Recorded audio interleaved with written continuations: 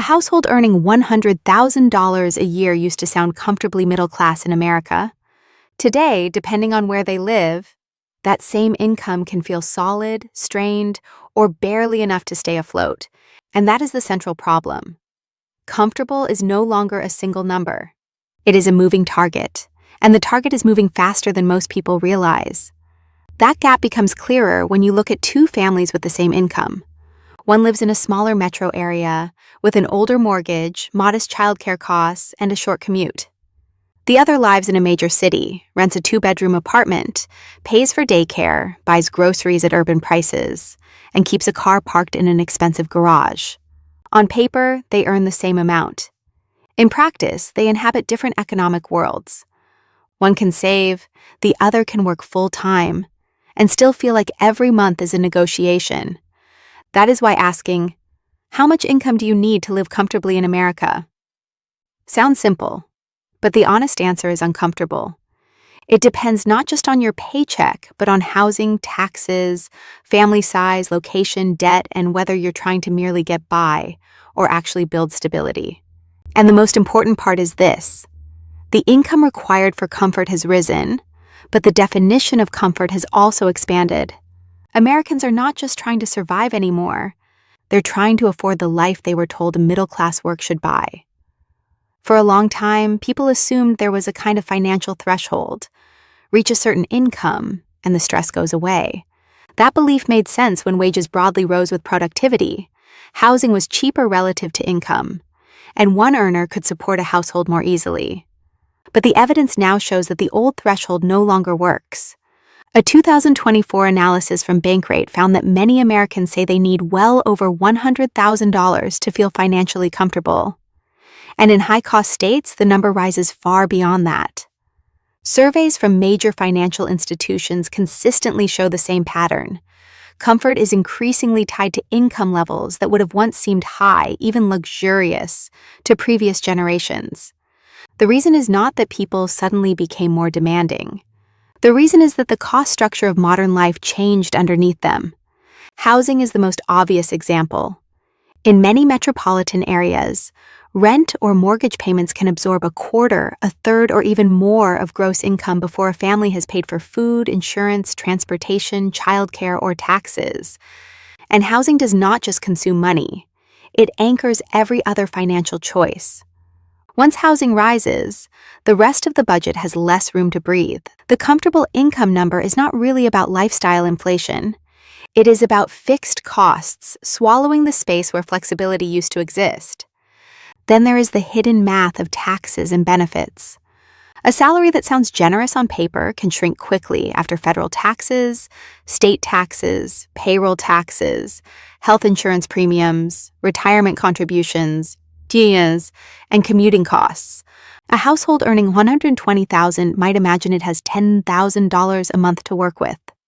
In reality, the usable amount can be dramatically lower. If there are children, employer-sponsored healthcare, and dependent care expenses, the gap widens even more. What matters is not salary in isolation, but take-home cash after the unavoidable deductions that modern life imposes. This is one reason the idea of comfortable has become so distorted. Many people compare their income to a headline figure and assume they should be fine. But comfort is not determined by the size of the paycheck alone. It is determined by the margin between income and obligations. A person with a $75,000 income and a low mortgage may feel secure, while another earning $140,000 may feel trapped because the expense load is heavier and less flexible. The hidden reality is that a higher income does not automatically buy more freedom if it is offset by equally higher fixed costs. And that leads to the most overlooked part of the story. The gap is growing not only because expenses are rising, but because different expenses are rising at different speeds. Housing, healthcare, childcare, and education have all outpaced general wage growth for long stretches of time. Transportation has become more expensive in some regions due to car prices, repairs, and insurance. Even groceries, though volatile, have reminded households that normal spending now requires more cash than it did just a few years ago. The result is that comfortable living increasingly requires a household to absorb multiple cost pressures at once, rather than just one. This is where the old middle-class formula breaks down. The traditional picture of comfort was built around a stable job, predictable expenses, and room to save a little. But today's version of comfort includes a much thicker financial buffer. A household may need enough income not just for bills, but for emergencies, retirement, healthcare surprises, and the simple ability to say no when life gets expensive. That means the threshold for comfort is not merely covering monthly costs. It is paying for resilience, and resilience is expensive. A practical way to understand this is to separate 3 levels of income. There is the income that covers survival, the income that covers stability, and the income that creates comfort. Survival means rent, food, transportation, and minimum obligations. Stability means those basics, plus the ability to handle a car repair, a medical bill, or a short disruption without panic. Comfort means you can meet current needs, save consistently, absorb shocks, and still make choices based on preference rather than fear. Most public discussion collapses these into one category, but they are very different economic states. Many Americans who appear okay are actually operating close to the edge of stability, not comfort. That distinction matters because the growing gap is psychological as well as financial. When a household spends nearly everything it earns, it may technically be solvent, but still feel vulnerable. There is no margin for error, no room for delayed paychecks, no space for long-term planning. This is why so many high-earning households report stress that seems disproportionate to their income.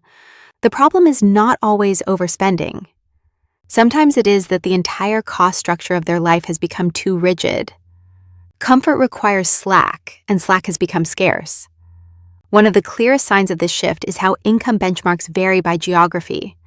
In a lower-cost city or suburb, a household income around $75,000 to $100,000 may still support a comfortable life, especially for one adult or a dual-income couple without children. In a coastal metro, that same range can mean compromise at every turn. A family may need $150,000, $200,000, or more simply to achieve what people elsewhere would call normal middle-class security. That does not mean every expensive city is irrational. It means the national conversation about what you need to live well is no longer meaningful without location. The gap is growing because the economy is increasingly sorted by access. People with asset ownership, older mortgages, strong employer benefits, or family support can look comfortable at lower incomes. People without those cushions need much more money just to reach the same quality of life. In that sense, income alone has become an incomplete measure of living standards. 2 households with identical salaries can be separated by hundreds of thousands of dollars in wealth, debt, and housing costs. And that invisible difference decides who feels secure. There is also an important behavioral trap here. As incomes rise, people do not merely spend more. They often upgrade their baseline expectations. Better neighborhoods, better schools, better insurance, more convenience, and more outsourcing all become normalized. Some of that is rational, but it means the income needed for comfort is partly shaped by the standards people must meet to feel they are keeping up with their peers. So the gap grows from both directions. The cost of necessities goes up, and the expected standard of living goes up too. That is the hidden truth most discussions miss. America does not have one comfortable income. It has a moving set of comfort thresholds created by geography, household structure, and the rising price of stability itself. The number is not universal because the underlying costs are not universal. And because the cost of uncertainty has increased, the income required to feel safe has risen faster than the income required to simply exist. So what does this mean in practical terms? It means the right question is not, what salary counts as good? It is, what salary gives this household room to breathe after taxes, housing, healthcare, debt, and savings? That is a more realistic measure of comfort. It also explains why financial peace is increasingly linked not to status income, but to margin. Margin is what lets a household survive a bad month without unraveling. Margin is what turns income into security. In the end, the growing gap reveals something larger than a budgeting problem. It shows that the American standard of comfort has become more expensive, at the exact moment many households were told wages should be enough to handle it. That mismatch is why so many people feel they are doing everything right and still not getting ahead. They are not imagining the pressure. They are living inside a cost structure that has changed faster than the language people use to describe a normal life. And that is why the answer to how much income you need to live comfortably in America is less a number than a warning. Comfort is no longer guaranteed by reaching a certain salary. It depends on whether your income can outrun the costs that define modern life. For more and more Americans, the real challenge is not earning enough to participate in the economy. It is earning enough to participate without losing all room for error.